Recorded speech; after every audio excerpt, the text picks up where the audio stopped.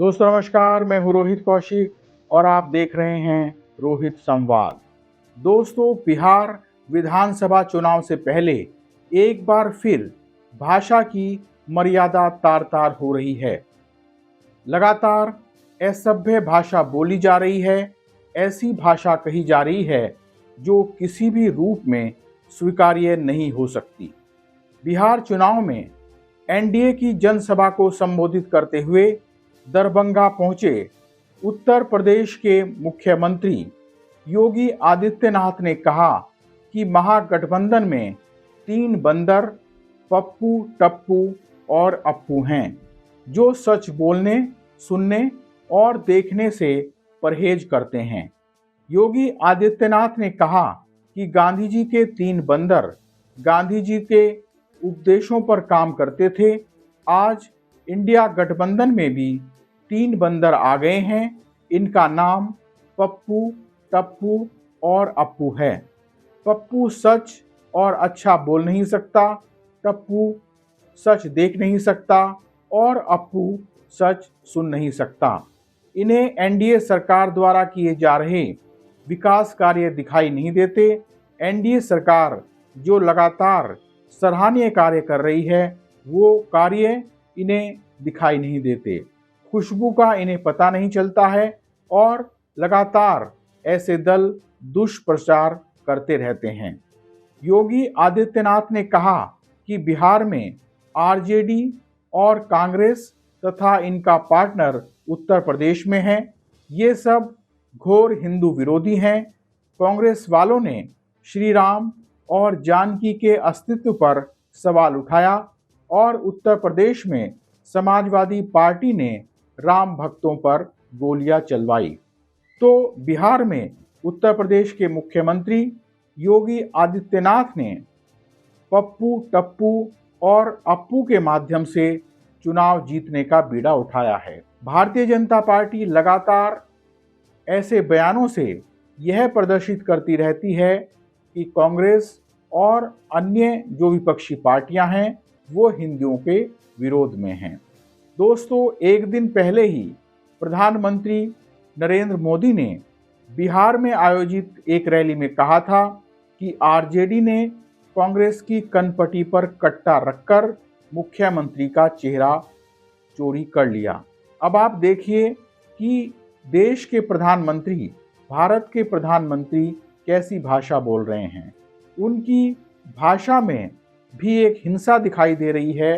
वो कह रहे हैं कि आरजेडी ने कांग्रेस की कनपटी पर कट्टा रखकर मुख्यमंत्री का चेहरा चोरी कर लिया।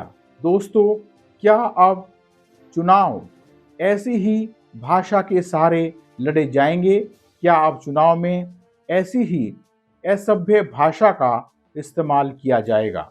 दोस्तों, ऐसी भाषा कोई छोटा नेता नहीं बोल रहा है, बल्कि मुख्यमंत्री और प्रधानमंत्री बोल रहे हैं।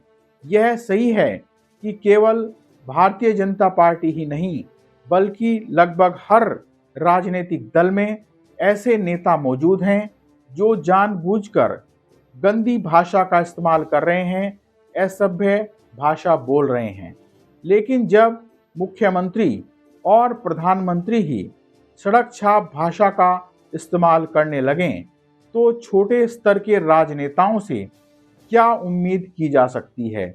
जो राजनेता गांव में काम कर रहे हैं, जो राजनेता कस्बों में काम कर रहे हैं, जो राजनेता शहरों में काम कर रहे हैं, उन राजनेताओं से भाषा के स्तर पर आप क्या उम्मीद कर सकते हैं?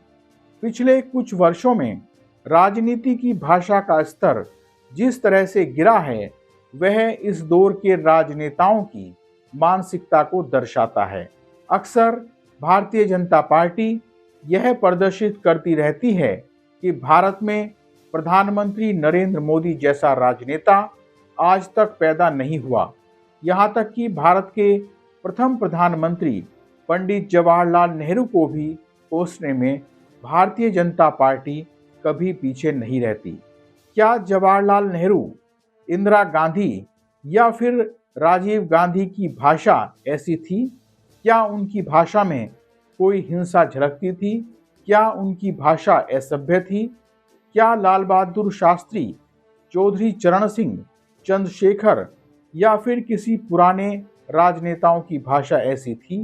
प्रधानमंत्री नरेंद्र मोदी की इन बड़े राजनेताओं से तुलना करने से पहले भारतीय जनता पार्टी के नेताओं को 100 बार सोचना चाहिए।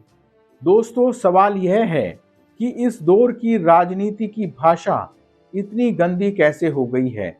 क्या इतनी गंदी भाषा के सहारे चुनाव जीतने की पूरी गारंटी है?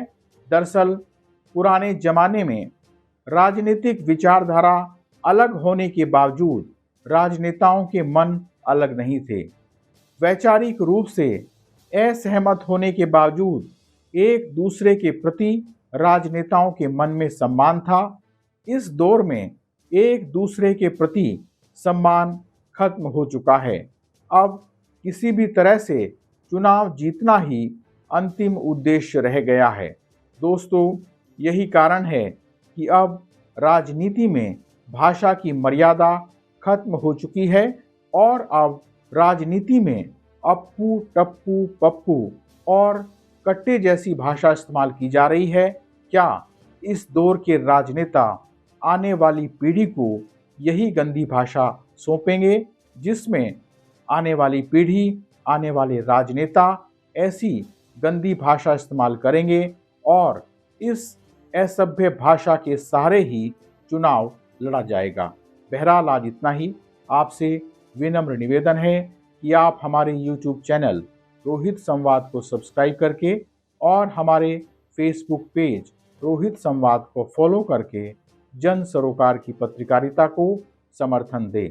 अगर आपको यह वीडियो अच्छे लगे तो इस वीडियो पर कमेंट करें और शेयर करें ताकि हमें हिम्मत मिल सके। बहरहाल आज इतना ही। नमस्कार।